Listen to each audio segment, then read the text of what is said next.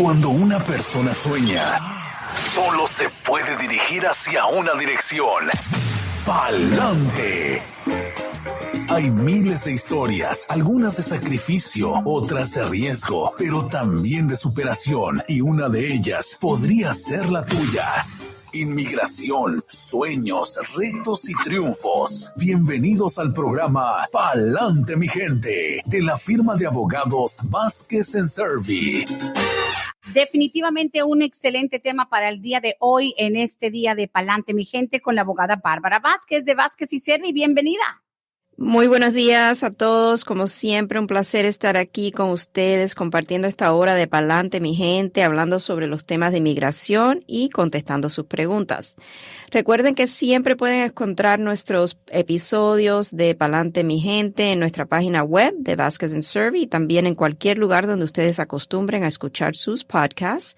En nuestra página web también tenemos una sección de blog donde hay mucha información exclusivamente relacionada a temas de inmigración.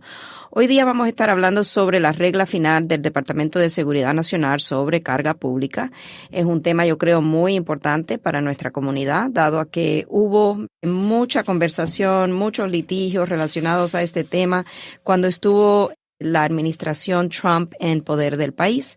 Esto ha dado un giro positivo y queremos conversar con ustedes relacionados a esta nueva regla que tomará efecto el 23 de diciembre del 2022 y aplicará solamente a solicitudes para la residencia permanente que serán mataselladas con fecha del 23 de diciembre del 2022 en adelante. Si recordamos bien, durante la administración Trump hubo mucho litigio sobre los cambios a la regla de carga pública que esa administración quiso implementar. Y bueno, cuando la administración Biden tomó cargo del país, la regla de carga pública bajo la administración Trump quedó anulada y ahora han reinstalado la regla de carga pública de 1999.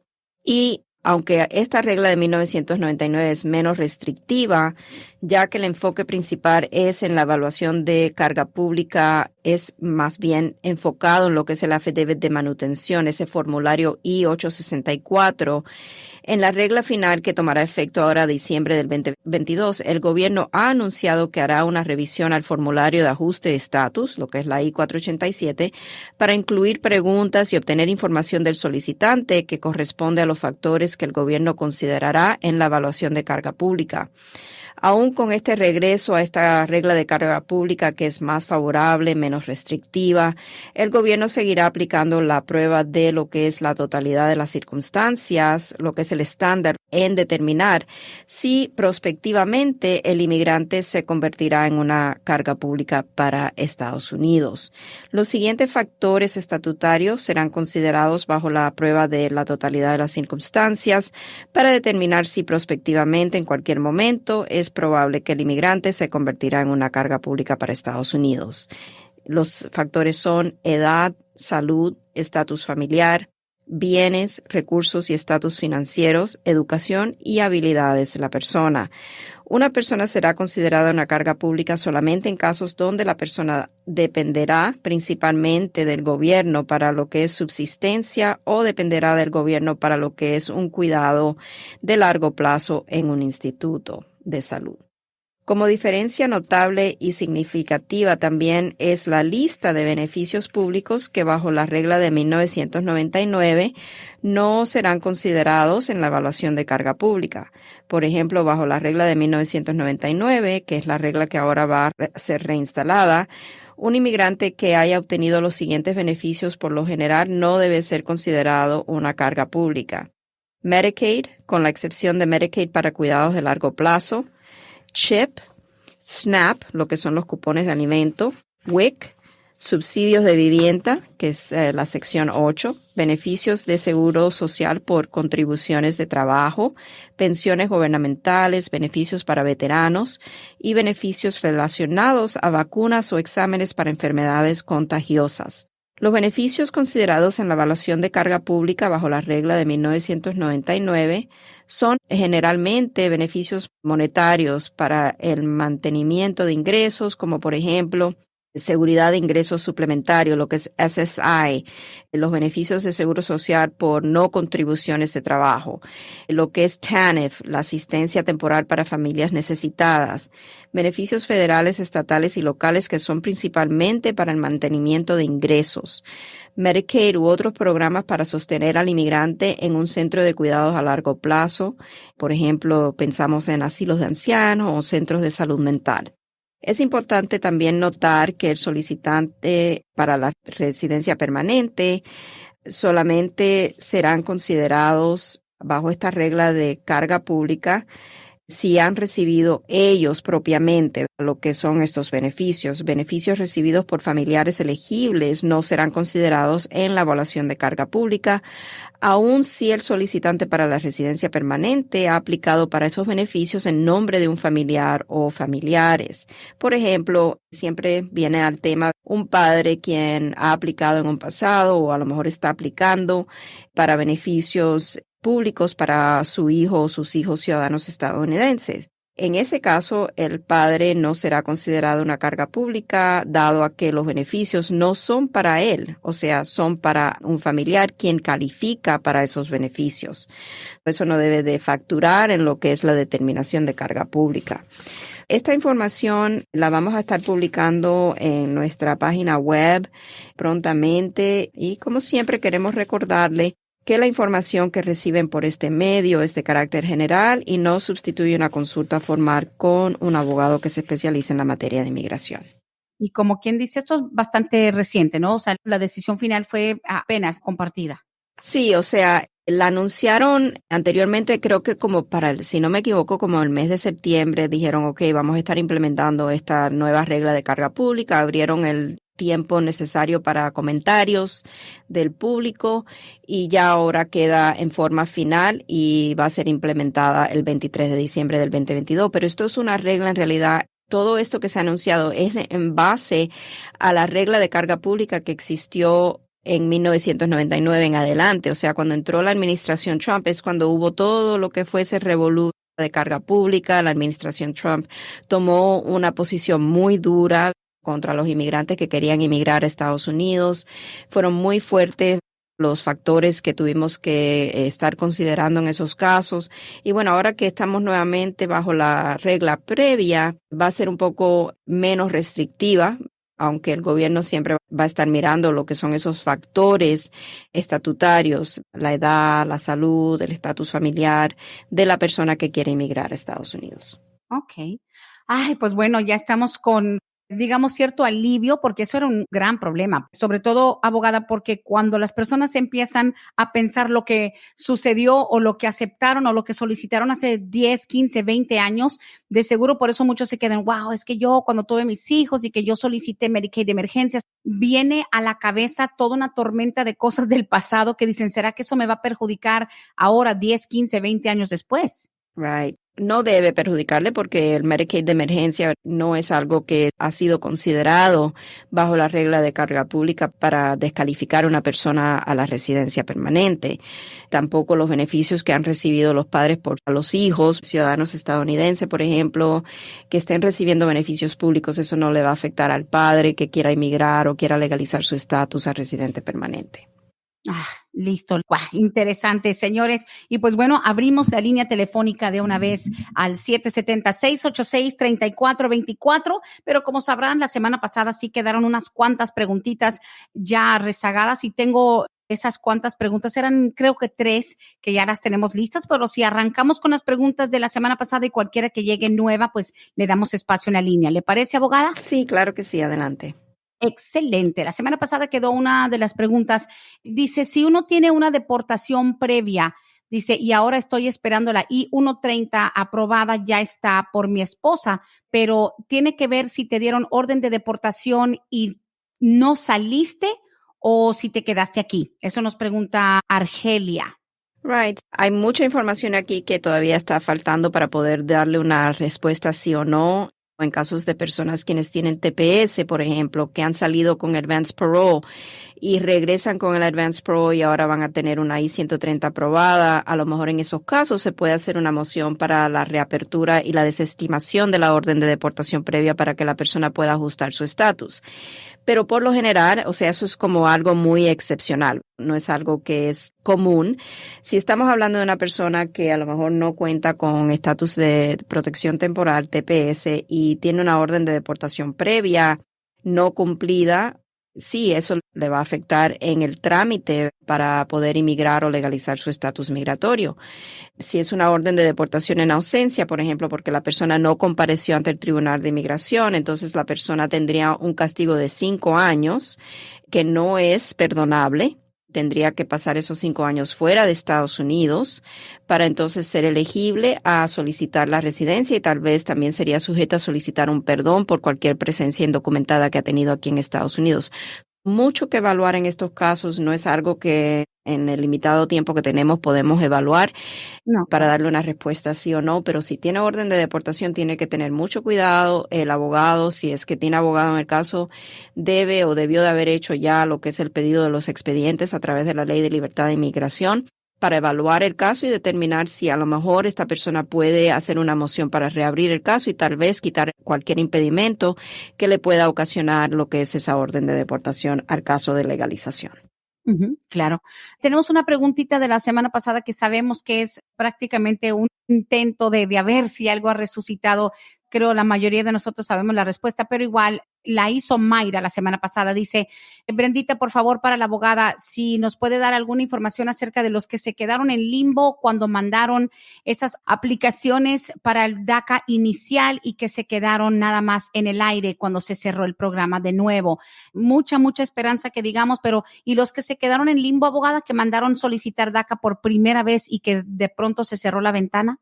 Right. Esas solicitudes están todavía con UCIS. UCIS no tiene la posibilidad de adjudicar o tomar una decisión sobre esas solicitudes porque hay un interdicto que le evita poder tomar alguna acción sobre esas solicitudes.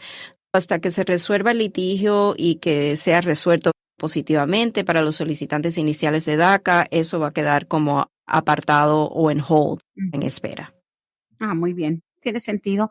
Siguiente pregunta dice, mi hijo tiene DACA, está casado con una ciudadana, pero le han dicho que como no tiene hijos con su esposa, es muy probable que se vaya a tener que ir otra vez para México para esperar. Es que él nunca tuvo la entrada legal con el parole. ¿Esto es verdad? Que como no tiene niños y él nunca hizo la salida con el advance parole. No, o sea, el no tener hijos no es el factor que está determinando si la persona tiene que salir del país y hacer su trámite a través del proceso consular. Por lo general, una persona que entra de manera indocumentada a Estados Unidos y es casado con una persona ciudadana estadounidense, tiene que hacer su trámite a través de la embajada americana, en este caso sería Ciudad Juárez. Tendría que salir para esa entrevista y también pedir un perdón si es que acumuló presencia indocumentada de más de un año después de los 18 años de edad y antes de acogerse al DACA. Entonces va a necesitar de un perdón, algo que tenemos que evaluar, porque si, por ejemplo, este joven solicitó el DACA antes de cumplir los 18 años de edad, entonces tal vez no ha acumulado presencia indocumentada, a lo mejor sería simplemente el proceso consular, sin la necesidad de un perdón. Sí tendría que salir eventualmente para su entrevista a Ciudad Juárez, pero sería la ida por la vuelta. Al igual que si es que necesita un perdón por esa presencia indocumentada, si le otorgan el perdón provisional antes de que él se vaya a Ciudad Juárez, entonces debe de ser la ida por la vuelta. Ahora, una de las cosas que estaríamos evaluando en el caso de un joven con DACA casado con una persona ciudadana estadounidense es si sería elegible para pedir el advance parole. Por ejemplo, sabemos que para que una persona bajo DACA pueda solicitar un advance parole, necesitaría demostrar que tiene razones de educación, humanitaria o laborales por necesitar el viaje, o sea, de viajar afuera de Estados Unidos. Si podemos lograrle un advance parole al joven, entonces entrando él con advance parole, es posible que podamos hacer el trámite de ajuste de estatus aquí dentro de Estados Unidos. Eso es algo que tendríamos que evaluar durante una consulta formal. Por supuesto, línea telefónica 770-686-3424. Esta pregunta nos llegó también pidiendo mucha discreción con los nombres. una pareja abogada que tienen una hija ciudadana americana, ellos dos son indocumentados. La hija tiene 15 años de edad en estos momentos, la hija es nacida aquí, pero ella por problemas emocionales y de comportamiento, dice, mi esposa y yo ambos hemos sido agredidos por nuestra hija. Dice, nosotros no estamos casados, vivimos en unión libre, pero la hija de ellos es la hija biológica de ambos. Dice que desde los 13 años de edad tiene graves problemas de comportamiento, de violencia. Y dice, nos han hablado del mentado VAWA, pero nos da pendiente porque nuestra hija apenas va a cumplir 16 años. Dice, tenemos el temor de que le vayamos a afectar su historial criminal, pero tiene muchos problemas. Tiene 15, va a cumplir 16 ahorita en el 2023, pero híjole, me imagino que eso es desgarrador. Un padre, una madre que su hija los ha agredido, dice que han tenido que ir incluso a emergencias por heridas que le ha provocado la niña a la mamá.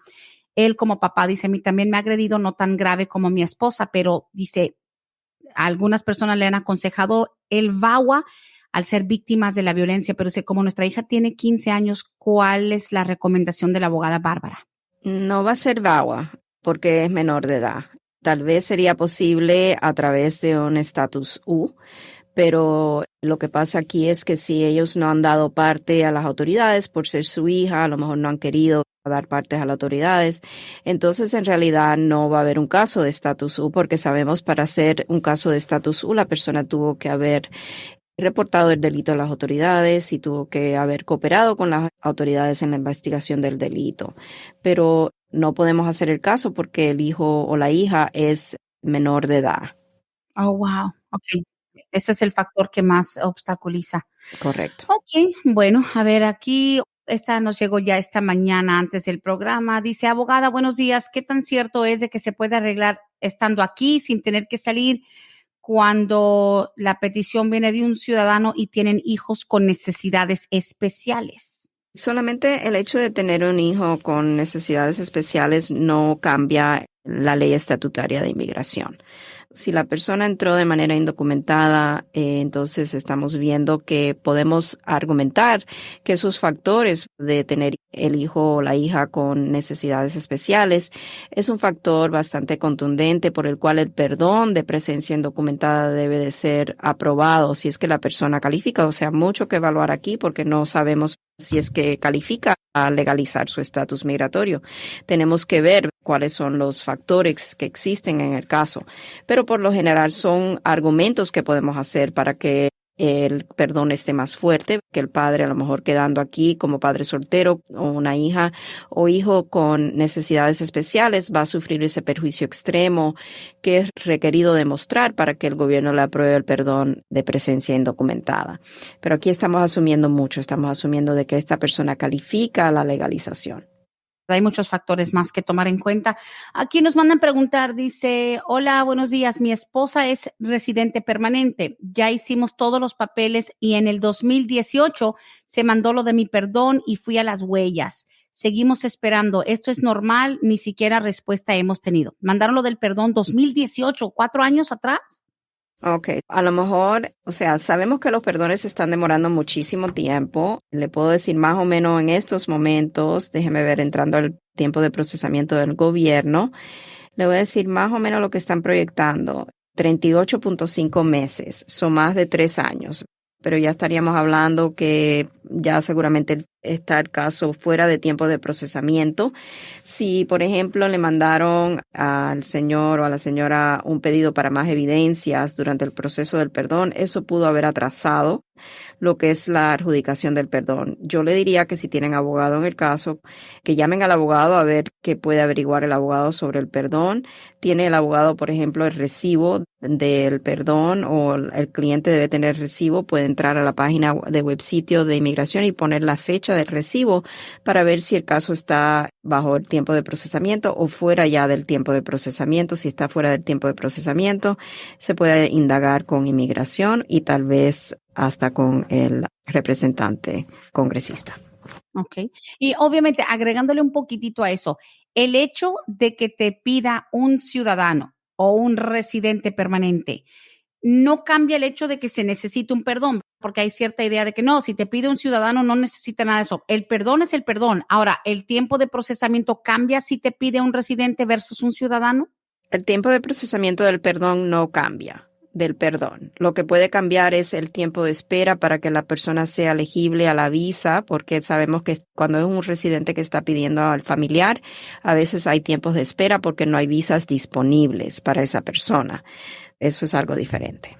Muy bien. Ahora nos pregunta Anita, dice, Brenda, yo sé que tal vez escuché desde el principio y no logré captarlo. Por favor, para la abogada, ayuda para la universidad, el mentado FAFSA, eso también sobrecae en los hombros de uno. O sea, ya ve que muchos papás tienen que dar información de sus ingresos para que los hijos califiquen para ayuda universitaria, abogada. Carga pública. Yo sé que eso, sabíamos que iba a desatar una serie de preguntas. No, eso no sería considerado una carga pública. Ok, nada que ver.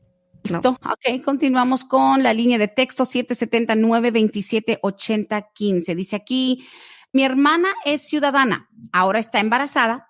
¿Le va a afectar si pide estampillas o Medicaid para ella? Ella está por aplicar para su esposo. Él es el que ha tenido 2 DUI. Él tenía DACA, pero debido a los DUI lo perdió.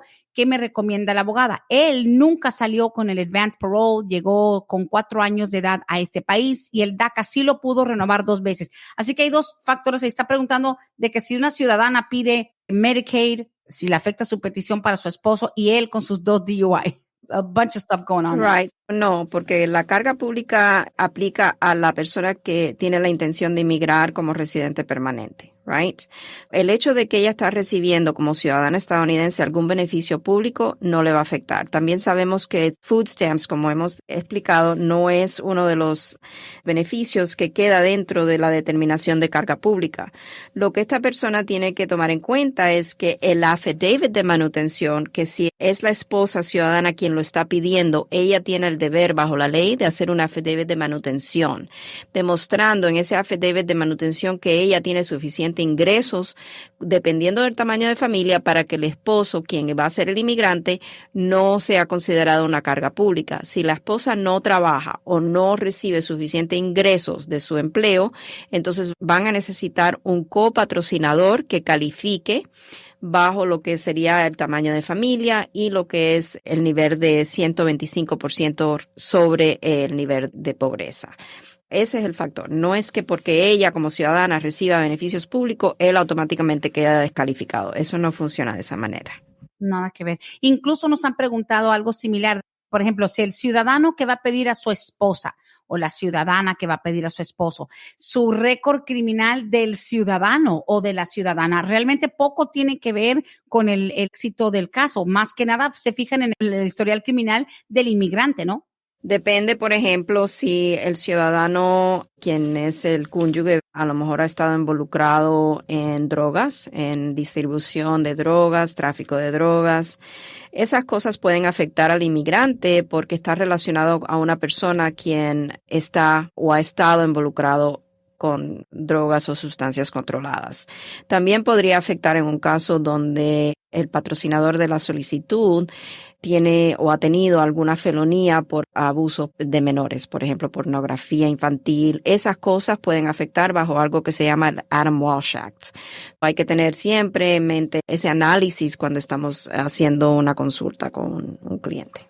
Claro, claro que sí. Tengo un mensaje bastante largo y complicado. Lo voy a resumir. Bueno, se trata de que dice esta persona que fue deportado, ya van 3 veces. Dice, desde el año 99 he sido deportado 3 veces. Una vez de aquí de Stewart, regresé, dice, otra vez me agarraron en la frontera. En fin, la cosa es que me advirtieron la última vez que me echaron para México, que si me volvían a agarrar en Estados Unidos podía enfrentar hasta 5 o 10 años de cárcel. Eso que supuestamente es algo ya federal. Tengo mucho miedo, yo tengo aquí mis 4 hijos y obvio regresé, pero él quiere saber quién como que califica o cuándo aplican eso de que a la tercera o hay un límite de que, listen, si te agarran ya 3, 4 veces, si te sacan 3, 4 veces, se vuelve un asunto federal porque dice que hasta le dieron un papel que si lo vuelven a agarrar en Estados Unidos los marshals es ya un asunto federal y que puede ir a prisión federal. ¿Esto es real? Right, sí, tengo que mirar bien, ¿verdad? Porque no es algo que vemos con mucha frecuencia, eso es algo que le puedo decir, por lo menos en nuestro buffet, pero es algo que tendría que yo mirar más a fondo para poder decirle cuál sería la posible penalidad de cárcel y también puede ser una penalidad monetaria. Pero sabemos que en estos casos donde hay una serie de deportaciones, está la persona enfrentando, seguramente en este caso este señor ya tiene lo que es una orden de deportación reinstalada, reinstatement of removal. Es sujeto a una detención mandatoria si es hallado aquí nuevamente en Estados Unidos y tiene como castigo seguramente 20 años de castigo en vez de 10 años de castigo. Tendría que tener 10 años fuera de Estados Unidos para ser elegible a aplicar para la residencia y también para el respectivo perdón. Pero es algo que tengo que mirar, Brenda. Off the top of my head no le puedo decir cuál sería esa penalidad o confirmar la información que le está proveyendo. Claro. Pocas veces también yo creo que nos han llamado a mí a la oficina donde trabajo que dicen, oye, no encuentro a mi hermano, no encuentro a mi esposo y dicen que según fueron unos marshals y que no sé cuánto y ya, porque es una búsqueda cuando no te avisan y no sabes exactamente. Y sí, nos tocó un par de días estar buscando a una persona detenida y efectivamente lo agarraron los marshals, que reentry, no sé qué rollo. Y es complicado porque todo el mundo conoce a alguien que ha venido 2, 3, 4, 5 veces de indocumentado ya. Right. Y hay que tener cuidado porque sí, como la persona no es elegible a tener una audiencia ante el Tribunal de Inmigración, simplemente lo pueden recoger y deportar nuevamente. Y otra cosa que es muy importante en las evaluaciones de estos casos es ver las razones por las cuales la persona fue deportado previamente. O sea, si fueron por casos penales, eso entonces ya agrega un nivel más de dificultad en el caso. No son preguntas que fácilmente se pueden responder en tan poco tiempo. No, claro que no. Siguiente pregunta. Dice, buenos días, abogada. Mi esposo es ciudadano americano. Él quiere pedir a su papá, que nunca ha estado en este país, pero es por cuestión más que nada de salud. Me preocupa el asunto de la carga pública, pero aparte de eso, ¿qué tan fácil sería que le den la visa de turista o algo similar para que viaje? Su salud sí está un poco delicada. Viajar como turista, abogada, pero sabiendo que es para una cuestión médica, pues ya complica un poco las cosas, ¿no? Bueno, sabemos que esta regla de carga pública no debe de aplicar a lo que es las visas de no inmigrante. Una persona que va a inmigrar a Estados Unidos simplemente por un tiempo temporal en calidad de turista, la carga pública no aplica, porque esto es para personas que van a inmigrar ya en calidad de residente permanente a Estados Unidos. Si el hijo de este señor lo pide, sí, el gobierno va a mirar en la totalidad de las circunstancias, la edad del señor y la salud van a ser consideraciones que va a facturar dentro de este análisis. No simplemente es tener el affidavit de manutención donde el patrocinador, el hijo, por ejemplo, tiene suficiente ingreso, pero el gobierno puede determinar que esta persona si tiene una enfermedad que va a necesitar un cuidado de largo tiempo en una institución de cuidado de largo tiempo, entonces sí, eso va a facturar y puede ser que sea negado el paso como residente permanente a Estados Unidos, porque ya sabemos que esa es una de las consideraciones. Si la persona va a necesitar ese cuidado de largo plazo en un hospital o en un instituto, entonces ya cae dentro de la definición de lo que es carga pública. Tenemos que evaluar el caso, determinar a ver si a lo mejor podemos refutar cualquier alegación de carga pública que el gobierno pueda tratar de hacer en el caso. Claro que sí. Dice alguien que llamaron y que ahorita no se están haciendo casos de visa U. ¿Eso es así? ¿En la firma de ustedes están haciendo casos de visa U? Sí, Okay. claro que sí. No sé quién le está diciendo eso. Cuando llamaron, me interesa saber, porque casos de visa U sí estamos haciendo. Sí, o sea, son comunes. De todas maneras, es algo de lo que más se ha ido presentando en los últimos años, ¿no? Sí, Brenda, si es posible, si esta persona está escuchando, que nos digan cuándo llamó y, o sea, no tiene que divulgar quién le dijo, pero me gustaría saber quién llamó y dijo eso.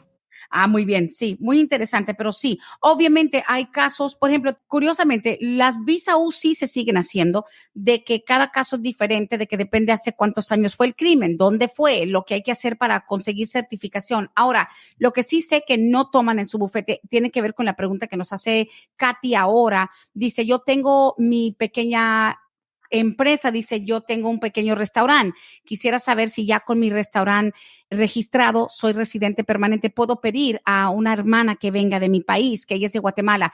Katy es de Guatemala, tiene su restaurante, que si puede pedir a una hermana que venga. Sé que lo que son visas laborales, eso sí, no lo manejan, pero por lo general, ¿qué le pudiera decir? O sea, ella dice que es residente. Sí, Katy es residente permanente, abrió un pequeño restaurante y quiere saber si puede pedir a su hermana. Como residente no puede pedir a un hermano. Ahora, si quiere solicitar a lo mejor una visa laboral para el hermano o la hermana, es algo que no trabajamos y tendríamos que recomendarle otro bufete. Bueno, sí, listo. Pero de todas maneras, como dice usted, o sea, una petición familiar no se puede siendo residente y aún si fuera ciudadana se tardaría un montón, aún siendo de Guatemala, ¿no? Sí, correcto. Son muchos años de espera. El boletín de visa de diciembre, que ya lo tenemos en la categoría F4 para Guatemala, están ahora procesando solicitudes que fueron introducidas el 22 de marzo del 2007. Wow, my goodness. 15 años atrás, listo. Dice, no escuché muy bien, la abogada dice que todavía los jóvenes que tienen DACA pueden solicitar permisos para salir del país. Sí, advance parole, pero tienen que siempre tener, o sea, una razón humanitaria, laboral o educativa por necesitar el viaje. Ya, listo. Mire, la persona que nos hizo el comentario dice, sí, yo llamé hace unas semanas, dijeron que no, pero dice, es para un muchacho guatemalteco que es menor de edad, fue asaltado y está solo en este país. Me dijeron que no lo hacían. No sé si a lo mejor no se entendió lo que se estaba pidiendo, si en sí era la visa U o algún otro programa de protección para menores. Nosotros hacemos lo que es el SIJS, que es el caso de estatus de inmigrante juvenil. También hacemos casos de estatus U, casos de estatus T. Eso no sé exactamente, ahí a lo mejor algo no estuvo claro. Sí, eso sí es verdad. Dice, tengo una petición pendiente, mi esposo ciudadano metió todos los documentos a finales del 2020. Seguimos en el proceso, ya se hizo lo del perdón, pero la duda es, nosotros estamos separados, mas no nos hemos divorciado porque se comprometió con ayudarme.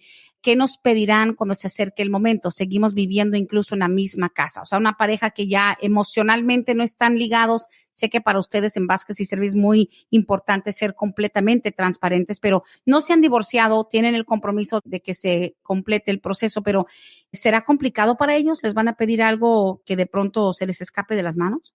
Cuando llegue el momento de hacer el proceso consular, el esposo tiene que hacer un affidavit de manutención para ella, lo cual lo va a obligar dentro del contrato hasta que ella sea ciudadana estadounidense o tenga lo que son las 40 qualifying quarters por la administración del Social Security o hasta que ella muera. En realidad es algo que a veces viene al tema cuando llegue el momento de hacer el proceso consular en el caso de ella. Si hay esperanza de la reconciliación, el caso debe de poder continuar.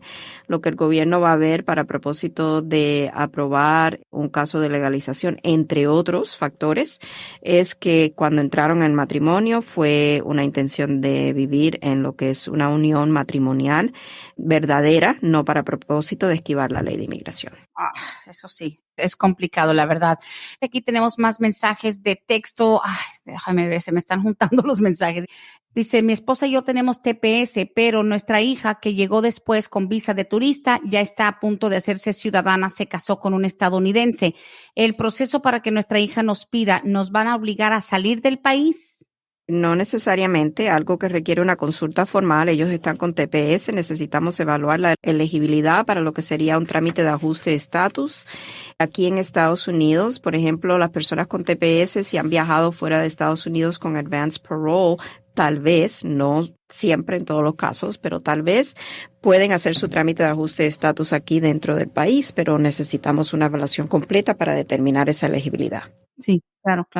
Dice, abogada, quisiera saber si puede ayudarnos un caso donde en el estado de Texas mi cuñada ya lleva un mes detenida, vino de Honduras, está ahí con un bebé de 4 meses. Ha sido difícil tener contacto con ella, nos ha llamado tan solo 2 veces. ¿Ella nos puede ayudar a averiguar cuál es el siguiente paso o tenemos que esperar a que la liberen? Es lo único que tiene tiempo ahí detenida en la frontera de Honduras con un bebé de 4 meses. Realmente lo que yo haría en este caso es que Trataría de buscarle un abogado que está en Texas para que pueda comunicarse con ese abogado y a lo mejor ahí puede empezar alguna indagación referente a algo que se pueda hacer, a lo mejor hacer un trámite de asilo si es que tiene mérito el caso, pero en realidad nosotros desde acá no es algo que vamos a intervenir, dado que en realidad estamos limitados también en los casos de detención que podemos tomar. Claro. Aparte de eso, abogada, para que la gente entienda tal vez un poco más, el hecho de que estemos en un momento de mucha tecnología y muchos avances en cuanto a información, prácticamente eso que está pasando en la frontera, eso de que están llegando miles de personas de todos lados, de Haití, de Venezuela, de Guatemala, de Honduras, de México. O sea, no hay algo. La gente cree quizá que puedan meterse al internet y averiguar dónde está fulana, cómo se llama. O sea, hay tantos factores y tanta gente. Creo que es imposible. La gente de pronto piensa, a nosotros nos llaman, hey, búscame ahí si tengo orden de arresto. I'm like, es que eso no es así. Es difícil para ustedes rastrear por medio de páginas web la ubicación de cada inmigrante que llega, ¿no? Hay una página web que se llama, si hacemos una búsqueda, ICE Locator, algo así, ¿no? ICE Detainee Locator System, Ajá, que es el ¿verdad? sistema de ICE. Y a veces a través de esa página web sí pueden ubicar a la persona, a dónde está detenido la persona. Pueden buscar, por ejemplo, por la información biográfica de la persona, primer nombre, apellido, lugar de nacimiento, fecha de nacimiento. A veces sí hay éxito en arrojar esa información, pero sí está limitado a personas que son ya de 18 años de edad en adelante que han sido detenidos. No van a divulgar información sobre un menor de edad. Claro, claro que sí.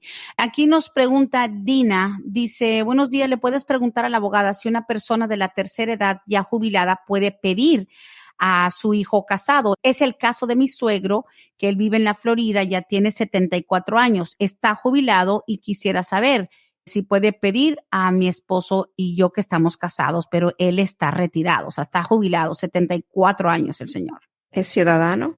Sí, ciudadano, el suegro de ella. Sí, o sea, él puede hacer la petición familiar, van a estar puestos en una lista de espera porque dicen que están casados, o sea, va a ser en la categoría F3, dependiendo del país de origen. Van a tener que esperar a que haya una visa disponible y también tendríamos que ver si el suegro califica, ¿verdad?, para propósito de la FTV de manutención y si no califica, entonces necesitarían un copatrocinador. Perfecto, o sea, nada más es agregarle lo que se necesita para que los ingresos sean suficientes. Correcto. Y por cierto, la señora que me escribe son de aquí de Atlanta, no importa que el señor viva en otro estado, ¿no? No. Ok, bien importante. Siguen llegando aquí por mensaje de texto. Bueno, algo similar que ya nos preguntaron. Dice, mi hija aplicó para el DACA y solo alcanzó a poner huellas. Ella recibió un correo electrónico por inmigración diciendo que estaban revisando su caso. Habló con la abogada y dijo que inmigración le está checando su proceso. Quisiera prácticamente una segunda opinión. ¿Será que hay alguna esperanza? No necesariamente porque ya puso huellas, quiere decir que entró antes de que hubo ese paro, ese interdicto. Si ella no fue procesada dentro de lo que fue el plazo donde estaban siendo procesadas las solicitudes iniciales, entonces queda apartado igual que otras solicitudes. No necesariamente quiere decir que el gobierno pueda adjudicar su solicitud. Tendríamos que tener más información también para determinar si esa solicitud está siendo adjudicada o va a quedar pendiente como las demás. Sí, es verdad, es cierto. Aquí nos pregunta Candy, dice, buenos días, me interesa saber más o menos cuánto se están tardando los procesos 601A. Nosotros enviamos todo en febrero de este año. El 601 es el perdón, ¿no? Sí, un promedio de tiempo de 38.5 meses. At least 3 years, 3 años. Uh-huh. Ok, dale, pues bueno, eso es parte del juego. Dice aquí, quisiera saber si el crimen de Peeping Tom, dice, esto le pasó a mi hijo que por estar mirando por una ventana supuestamente tiene el cargo, se lo quitaron a disorderly conduct. Dice, esto le afecta a él si en el futuro se casa con ciudadana. Eso quedó cerrado desde a finales del 2021. Right. I mean, tendríamos que mirar, estar seguro de bajo qué estatuto, necesitamos la copia certificada de la disposición del caso para ver si, por ejemplo, hay argumentos que podemos hacer de que no es un crimen de bajeza moral, o sea, que puede ser una causa por la cual inmigración puede determinar que una persona es inadmisible a Estados Unidos. Si es un delito de bajeza moral, entonces hay que ver si podemos hacer un argumento dependiendo de la sentencia que debe ser considerado bajo una exención de la ley que se llama Petty Offense Exception, donde, o sea, es un delito considerado menor y la sentencia cae dentro de esta exención bajo la ley de inmigración. Varias cosas que tenemos que ver. Yo le diría que definitivamente si el hijo piensa casarse con una persona ciudadana estadounidense, que debe de tener una evaluación del caso penal con un abogado de inmigración, y para ese momento le voy a recomendar ya tener una copia certificada de la disposición del caso para que el abogado pueda mirarlo y darle la opinión legal. Claro, eso sí es lo principal. Aquí nos preguntan, buenos días, abogada. Mi papá entró en la amnistía del 86 como trabajador de agricultura. Lo malo es que solo tramitó su seguro social y una identificación. Ya lo pensionaron este año. Mi pregunta es, ¿hay una posibilidad a la fecha de hoy que él pueda hacer su residencia? Nunca la tramitó. That's weird. O sea, la amnistía del 86, ¿no? Que muchas personas arreglaron, pero sí que nomás sacó su seguro social y su ID, pero ya está pensionado, pero nunca tuvo la residencia. Right. Yo haría, simplemente por ser cautelosa, haría un pedido para el FOIA en el caso del papá para ver en qué quedó ese caso. Pero sí, lo que pasa con esos casos es que bajo el programa de SAW, que es Seasonal Agricultural Worker, que es lo que está hablando esta persona, la amnistía bajo el campo, las personas adquirían lo que es un estatus de residente temporal y al cabo del tiempo, creo que, si no me equivoco, eran meses, creo que 24 meses. En realidad tendría que mirar porque esta ley es ya bien antigua, pero tendríamos que ver si hizo el paso necesario, que creo que por lo que está diciendo el hijo, no llegó a hacer el trámite para ya adquirir lo que es la residencia permanente. Si no la hizo, ya es muy tarde en hacerlo. Una de las otras cosas que estaríamos mirando es cuándo en realidad entró el papá, porque se acogió a la amnistía del 86, pero cuándo entró a Estados Unidos. Todas esas cosas son factores que tendríamos que evaluar y yo empezaría por la consulta formal y el pedido del FOIA, del expediente. Cierto, muy bien. Nos pregunta Karen, dice, buenos días, yo entré a Estados Unidos hace 16 años con visa de turista con mis padres. Obviamente estoy aquí todavía, me casé y estoy en el proceso para mi residencia. Quisiera viajar a mi país, pero mis padres me dicen que yo no puedo viajar ahora mismo hasta que no se confirme mi residencia. Mi visa obviamente está caducada. ¿Esto es verdad? Interesante, entró con visa de turista, hace 16 años está arreglando la residencia. ¿Ella puede viajar? No, con la visa de turista no puede viajar. ¿Y no? Si tiene su trámite de ajuste de estatus pendiente con UCIS, entonces puede pedir un advance parole. Y si se lo otorgan con el advance parole, puede viajar. Si ella viaja sin el advance parole, la solicitud de ajuste de estatus es considerada anulada, abandonada. Es muy importante que ella tome esto en cuenta, pero sí podría aplicar para el advance parole, algo que nosotros regularmente hacemos cuando hacemos un trámite de ajuste de estatus. Oh, wow. Dice, me dijeron mis papás y yo nunca pensé que al estar arreglando mi proceso de mis papeles, estaría yo impedida de viajar. Me caí como de sorpresa. Quisiera ir a mi país. Well, she can't. O sea, entonces hay un lapso en donde tú entras legalmente como turista, te casas con un americano. Ahora dice que está en el proceso para sus papeles. No sabemos en qué parte del proceso. Qué difícil que te quedes como ahora sí que en limbo. No puedes salir de los Estados Unidos y todavía no tienes la residencia, pero ya tu visa ya tampoco te deja viajar.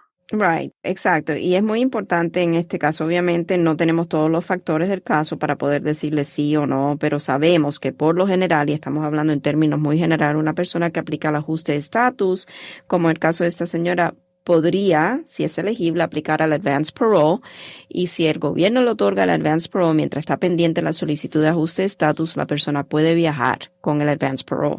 Si viaja sin el advance parole, automáticamente, o sea, abandona la solicitud de ajuste. Really? Oh, wow. Okay. Bueno, ahí está. Dice, estoy desconsolada. Realmente estábamos a punto de comprar pasaje. Es que, bueno, son muchas cosas, muchos años, pero qué bueno que no lo hizo porque en realidad, o sea, el que ella viaje y que el gobierno piense que abandonó su proceso nada más porque ya está con la visa caducada. O sea, entrar legalmente te da muchas opciones, se quedan muchas puertas abiertas, pero ¿y cuánto dura ese tiempo? O sea, lo que dure ella en recibir su green card, ella no puede viajar hasta que tenga la green card en la mano, ¿correcto? O hasta que consiga un advance parole. Exacto. Ok. All right. Bueno, hay que hacerlo. Advance parole, al igual que la gente con TPS y todo eso, ¿no? Los del DACA, es el mismo proceso. Sí, tiene que tomar en cuenta también que no le estoy diciendo corre y aplique el Advance Parole. Le estoy diciendo si tiene abogado en el caso, consulten con su abogado para ver si es elegible, si el abogado les recomienda viajar o no va a viajar. Tiene muchas cosas que ver los factores del caso. Estamos hablando en términos muy general. Cuando se hace un ajuste de estatus, se puede aplicar al Advance Parole. Si es concedido el Advance Parole, la persona puede viajar, pero siempre que sea recomendado por el abogado viajar. Si hay algo de por medio que puede ocasionar algún problema en el caso, como por ejemplo antecedentes penales, entonces seguramente el abogado puede decirle, sabes que aunque hayas conseguido un Advance Parole, no te recomiendo viajar por X razones. Es muy importante comunicar con su abogado. En realidad no sé cuál fue la idea de la persona que hace esta pregunta en querer comprar boletos de viaje simplemente por tener un caso de ajuste de estatus pendiente, o sea, cómo iba a lograr entrar nuevamente a Estados Unidos. Para entrar al país siempre van a requerir una visa o un ESTA, y ella no entra como calidad de turista porque ella está viniendo queriendo inmigrar como residente. Son cosas que debe de consultar con su abogado, si tiene abogado en el caso, para que el abogado mejor la guíe, le informe antes de hacer gastos necesarios y tal vez perjudicar su caso. Ay. Ok, pues bueno. Qué bueno que preguntó, porque realmente yo creo que para muchos queda como que esa idea de que pues es que yo entré legal, ya estoy casada con un ciudadano, pero sí hay un proceso, hay un tiempo, un periodo donde no puedes ni para aquí ni para allá, ni moverte para adelante ni para atrás. Pero bueno, Cristina pregunta, ¿es o no un hecho de que hay oficinas que solamente preparan asilo político? Dice que parece que no tienen abogados, y si uno presenta papeles ahí y sufre de algún tipo de error, uno puede reclamar al gobierno que fueron mal asesorados. Preparadores de asilo. I mean, we've heard of that before. Yeah, claro, los notarios, oficinas, o sea que en realidad no son abogados, simplemente preparan formularios, a lo mejor no están autorizados como representantes bajo lo que es las regulaciones federales de inmigración. En esos casos, o sea, la persona adulta, el gobierno asume que sabe lo que está firmando. Si la persona hace una solicitud de asilo político con información fraudulenta, información errónea y firma esa solicitud, está en verdad asumiendo riesgo, asumiendo las consecuencias. Por eso siempre le aconsejamos a las personas que no vaya con notario, que se sesione siempre su caso de inmigración, dado que la ley de inmigración es muy compleja y también muy dinámica, que siempre trabaje en sus casos con un abogado de inmigración que se va a responsabilizar por el caso, cualquier error, cualquier documentación adicional que necesite el gobierno para poder adjudicar el caso. Listo. Siguiente pregunta, Guillermo dice, ¿le puedes preguntar a la abogada? Sabemos que para mexicanos es muy complicado pedir eso del asilo, etcétera, o refugio, pero si alguien tiene una amenaza creíble y uno viene para acá, dentro de un año, un mexicano puede pedir asilo si es que tienen comprobantes de que han sido amenazados. Ya hay 2 familiares míos que han sido ejecutados. Dice, yo vine hace 9 meses aquí desde México. Quisiera saber, o si no, para no perder el tiempo. Nos pregunta Guillermo. Ok, por ser de México no quiere decir que la persona no puede aplicar al asilo. La ley de asilo lo que requiere es que la persona pueda demostrar que en un pasado o en un futuro va a ser perseguido por razones de raza, religión, nacionalidad, opinión política o membresía en algún grupo social. Si Guillermo o los familiares que desafortunadamente han fallecido fueron víctimas de un crimen y no de persecución, que es muy diferente. Un crimen y persecución son 2 cosas diferentes. Entonces, no hay un caso de asilo. Pero si fue una persecución en base a una de esas categorías de protección, entonces posiblemente sí, Guillermo puede tener un reclamo al asilo político, pero eso es algo que se tiene que evaluar. Ok, y todo va a depender de los factores. Digo, porque ya tiene 9 meses aquí, se le está cerrando la ventana. Si es que es posible, se le está cerrando la ventana porque es un año. Right, debe de aplicar dentro de un año de haber entrado a Estados Unidos. Si Guillermo fue detenido en la frontera y lo dejaron salir después de una evaluación de temor creíble, es otro factor más que hay que considerar, porque a lo mejor Guillermo ya está ante el Tribunal de Inmigración. No sabemos dónde está la jurisdicción sobre el caso porque no tenemos esa información. Pero si simplemente entró de manera indocumentada y lleva 9 meses aquí, entonces sí debe de consultar con un abogado para ver si el caso de asilo político tendría mérito. Esos abogados no somos nosotros porque no estamos tomando casos de asilo político. No, claro. Ahora, aclarando, Es diferente cuando la persona llega a la frontera y en la frontera dice, vengo a pedir asilo, whatever, porque mataron a 2 familiares míos, que te entregas a la hora de llegar a la frontera. Es diferente a que tú entres de indocumentado, te trates de acomodar, déjame juntar un dinerito y ya después de 6 meses, 7 o 9 meses, como el caso de Guillermo, pedir asilo. ¿Es it totally different? ¿Cambia completamente todo? Lo que cambia tal vez es dónde la persona va a solicitar el asilo político, si tiene que transcurrir a lo mejor por el Tribunal de Inmigración. O sea, eso es lo que cambiaría. Pero en realidad al pedir el asilo, la persona siempre tiene ese año. Cuando empieza el año a contar, tal vez puede cambiar también dependiendo de si la persona está en corte, si ya el documento acusatorio ha sido archivado con el Tribunal de Inmigración. O sea, son cosas que en realidad nosotros no manejamos porque no estamos manejando casos de asilo político, pero sí lo importante es conseguir una cita con un abogado que tramite casos de asilo, que sea la persona abogado con quien vaya a consultar el cliente para que pueda informarse bien cuáles son los pasos a seguir y determinar si a lo mejor el abogado piensa que el caso tiene mérito. Claro. Cerramos con esta pregunta. Dice, buenos días, pregunta para la abogada. Mi esposa y yo ya llevamos casi 20 años aquí con lo del TPS. Nuestra hija va a cumplir 19 años ahora en febrero. ¿Cuándo podríamos hacer un proceso? Ella es ciudadana. Si califican para hacer un proceso sería cuando la hija cumpla los 21 años de edad.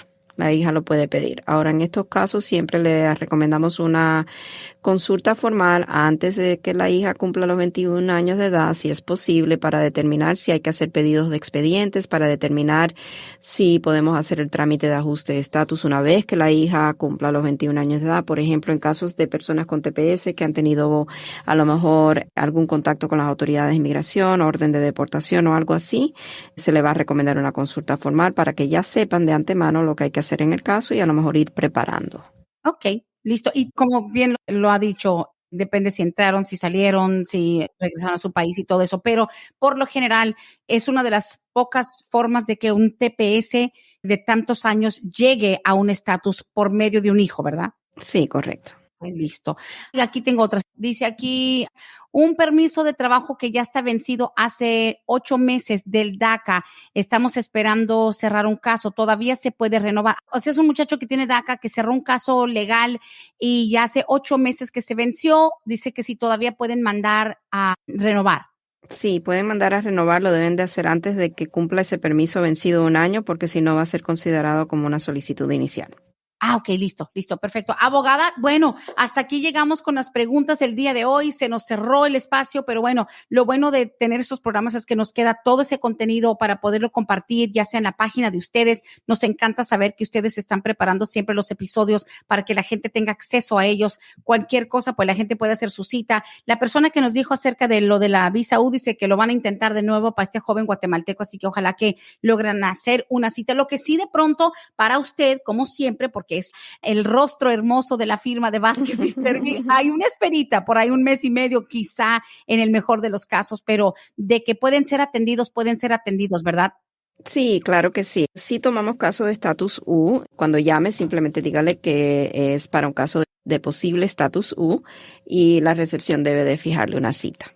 Listo, 678-303-0018, 678-303-0018. Como siempre, súper el placer tenerla por aquí en vivo en este día, abogada Bárbara. Gracias. Muchísimas gracias, Brenda, siempre por el espacio, a nuestros radioescuchas por escucharnos y siempre los invitamos a que escuchen estos episodios a través de Palante Mi Gente, donde ustedes acostumbran a escuchar sus podcasts o también pueden conseguir los episodios en nuestra página web de Vázquez & Servi.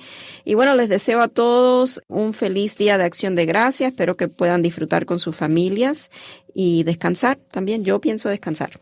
Ay, qué bueno, ojalá se lo merecen. De verdad, estoy muy agradecida por tantos años. Ya son 7 años de apoyo continuo a través de Oxígeno Radio desde el principio, Vázquez y Servi, y obviamente en lo que más nos apoyan, aparte de ser patrocinadores, es en hacernos quedar bien siempre, que las personas confían en nuestra recomendación y ustedes, como siempre, dando lo mejor, atención amable, transparente y muy ético todo lo que hacen por allá en Vázquez y Servi. Así que I'm thankful, estoy muy agradecida con todos ustedes ahí en la firma, abogada. Gracias. Gracias, Brenda. Igualmente nosotros agradecidos con usted por tanto tantos años, sí, de relación aquí con Oxígeno Radio, con usted en la radio, poder nosotros traer esta información para nuestra comunidad, informarles todo lo que está pasando en el ámbito migratorio. Para mí es un placer siempre estar con ustedes. Muchas gracias, Brenda. Gracias. Happy Thanksgiving. Hasta aquí hemos llegado hoy, pero siempre vamos pa'lante, mi gente, con Vázquez en Servi. Hasta la próxima.